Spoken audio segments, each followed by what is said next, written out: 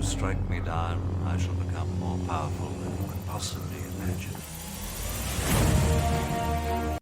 Welcome everybody, this is Bulldog, and I am back with another Splinterlands video.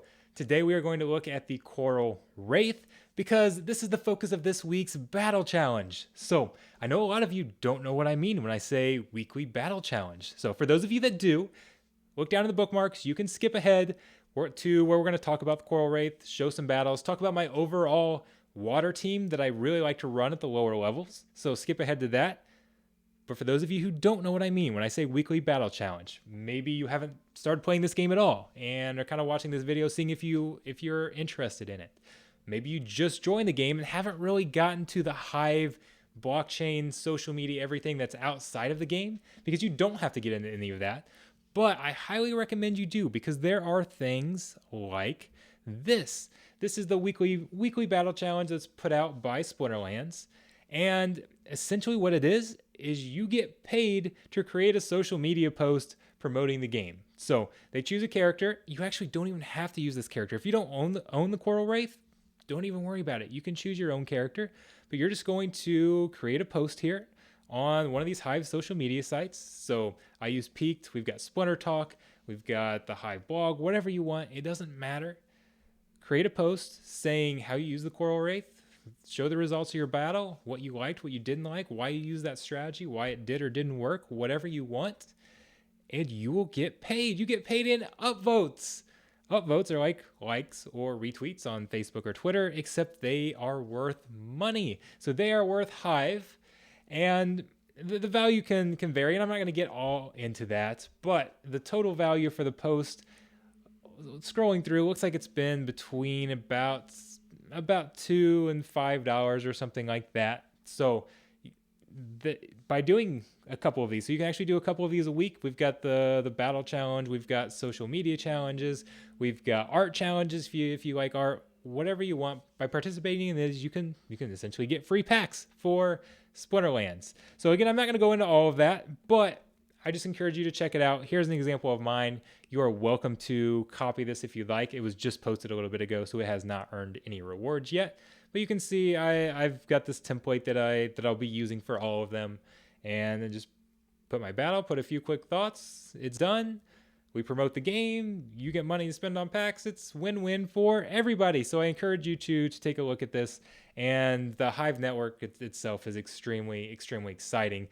And I love that this game is a part of it. So anyways, let's get back here onto the card. The Coral Wraith. You can see the stats here. I am running this at level 1. So I'm a newbie. 2 magic damage for a cost of 4 with sneak, with 2 health. It seems very efficient to me. So it's a card that I have been using even before this battle challenge started. And I use it in my water deck. The water deck works great at the lower levels. And the way I run it is let's actually switch over to one of my battles here. I start with usually a cheap tank. Now, it depends on how much mana we have. If we've got a high mana battle, I'll actually show that next. I'll stick a better tank in there. But for lower mid mana battles, I like to use just a cheap tank. Here I've got kind of 2 tanks that, okay, they're not going to absorb too much damage, but they're a cost of 2 mana, 1 mana, very cheap. They're just there to kind of absorb a little bit of fire, just stall a little bit so that my glass tanks in the back can go off. Because look, with the summoner bonus, we've got 4, 6, 8, 11 magical attacks, 11 magical damage spread out over 4 attacks is going to be able to get through cards pretty quickly. Now, there's certainly counters to it. If somebody has Void, if somebody has Reflect, that might not go too well. But in general, those glass cannons in the back are going to be able to get through a lot of cards. You don't see a lot of magic at the early game, so a lot of people don't have counters or aren't really prepared to run those. So it can work very well. Let's actually play a battle. Stop talking, Bulldog, and play a battle. Okay, here it is, and you can see they've got a good tank. They have a Kraken, who is a huge tank, has taunt, has 4 melee damage. We're going to get through the Kraken before he takes a second turn. Despite having that armor, all that health, he's in being fairly fast. He doesn't even get a second turn. most of the value in their team is built up in that Kraken. So once we get through that, we're able to go through this pretty quickly. I didn't get much dodging from the Phantom of the Abyss. He's actually a card I really like on this team because he has evasion, he has flying, he has 6 speed, so he gets to dodge a lot. He will dodge all the time. So I absolutely love him. Set him back there as kind of an additional tank almost in a way. And that can work very well. Here, high mana battle. I like to stick a better tank in. I was worried they were going to use a Magic team kind of like my own. Saw in his history he ran a few of those, I believe, and there were limited factions. Water was one of those, so I thought I might face some Magic, so I threw out this character that has Reflect. Reflect is going to send Magic damage back to where it came from. So you will still take some damage and you don't deal out quite as much, but again, I've got a lot of tanks or a lot of attackers in the back that are 2 health, 1 health. They don't have a lot of health, so they're very susceptible to that damage from the return fire, and it can take them out pretty quickly. Another weakness of my group is that they are kind of slow. Things like Blast, Opportunity, Sneak, that can get to some of my back line characters, get some damage back there, can really tear through this team. And you've got, like, okay, if you've got a Snipe and Blast, and I've got a bunch of 2/1/2 health characters lined up, you can take out multiple characters on a single attack, and that could be very bad for me. But the good thing here, in this battle, we have reverse speed. So that low speed is actually going to benefit me. Now, it doesn't benefit this guy, Phantom of the Abyss, because, okay, he's got that 6 speed. He's still going to have flying that he can dodge from. So flying characters get plus 25% dodge, unless they're going up against another flying character. Dodge is plus 25% dodge or evasion. And then you get 10% evasion chance for every 1 speed differential. So normally, under normal conditions, a 1 speed melee attacker cannot hit Phantom of the Abyss because you have 50% dodge from the abilities and 50% dodge from the speed differential. So we'll have some times where that character literally cannot be hit. Now I stuck him in the back here because he's not going to get near as many evasions, but I mean, he still has those abilities, so he can still get it. That 6 speed does hurt him, but it helps the rest of the team. So going up against Living Lava here, that's one of the most common characters early in the game. It's a very good tank, great at absorbing melee and range damage. Not so great against absorbing the magical damage. It doesn't exactly have extremely high health. He's got that armor in there. It doesn't reduce damage from magical attacks. So I was able to get through Living Lava pretty quick, and then it actually kind of looked like it was going south there for a while. He's got some pretty good cards, some pretty good damage in the back. But again, we've got Phantom of the Abyss here that can work very well. Neither of those attackers down there have flying, so it's a 50% evasion chance. And I think that's probably about what we hit. He dodged a couple of those, dodged just enough. And then he's got the range in the back, which can't attack once they get to the front row. So we got another win there with the water team. So on to battle number 3. Sorry. Learn to count, Bulldog. Learn to count. Similar strategy here. And I want to show you why Magic can work pretty well at the beginning game, because my opponent actually used almost an identical strategy. Now here we can't use melee at all, so he went with a similar strategy of a cheap tank that's not melee because they can't attack at all. So cheap tank to just kind of absorb a little bit of damage to help the damage dealers in the back do damage. Good thing here is we have a summoner that increases our magic damage, so that's going to give me extra damage. His summoner, there are 2 death summoners. One will decrease melee, one will decrease range. So obviously melee is not a factor in here. But I don't have melee, I don't have ranged. Even if I could use melee, wouldn't really have it in here.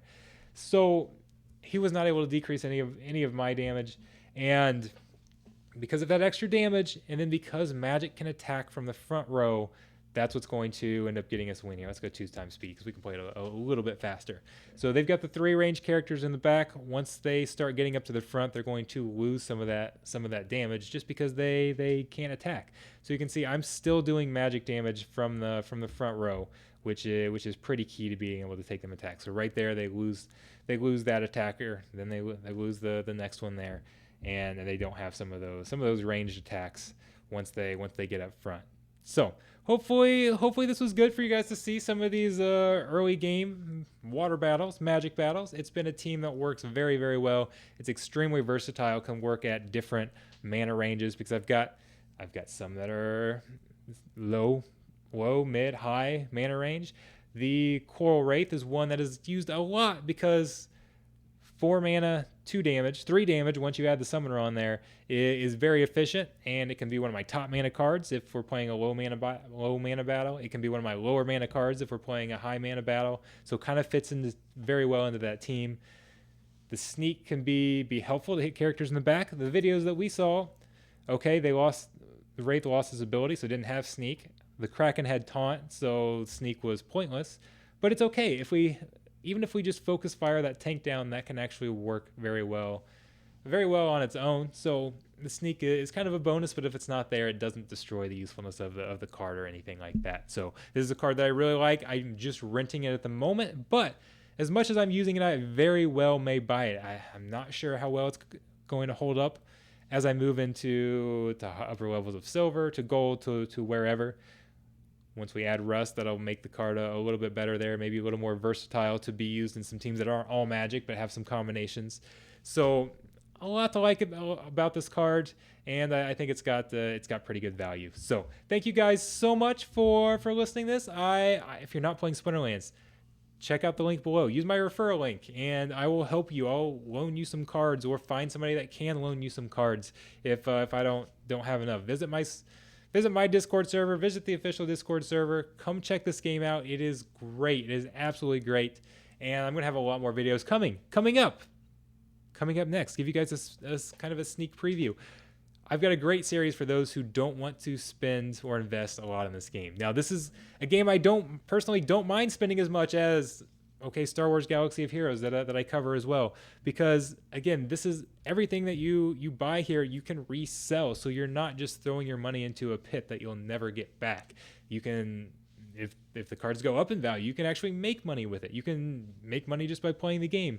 It's not just a money pit that takes all your money, and then when you're done playing the game, it's gone. So I think there's a lot of value in actually spending money on this game. But if you don't want to spend that much money on the game, you can rent cards for very cheap. And that's what I'm going to do, an entire series, one video every day next week, where I tackle each faction. We're going to essentially rent a deck for that faction for a limited budget. I don't know the exact budget yet. Couple dollars, literally going to be a couple dollars a month to rent a deck for the month that can compete in bronze through silver. My goal is to reach gold with these decks. And then at the very end, I'm going to do one faction each day. And then at the very end, we're going to do a live stream, and I'm going to play in some tournaments, or at least a tournament. Last live stream, I did very well in my ranked battles. I got destroyed in the tournament. Really got exposed there for not having the cards, for not knowing what I'm doing. We're going to see if that can change with this rented deck, and see if for just a couple dollars, if I can boost my tournament success and maybe do a lot better there. So stay tuned. That's coming up. I can't wait to see you guys around. I'll see you then.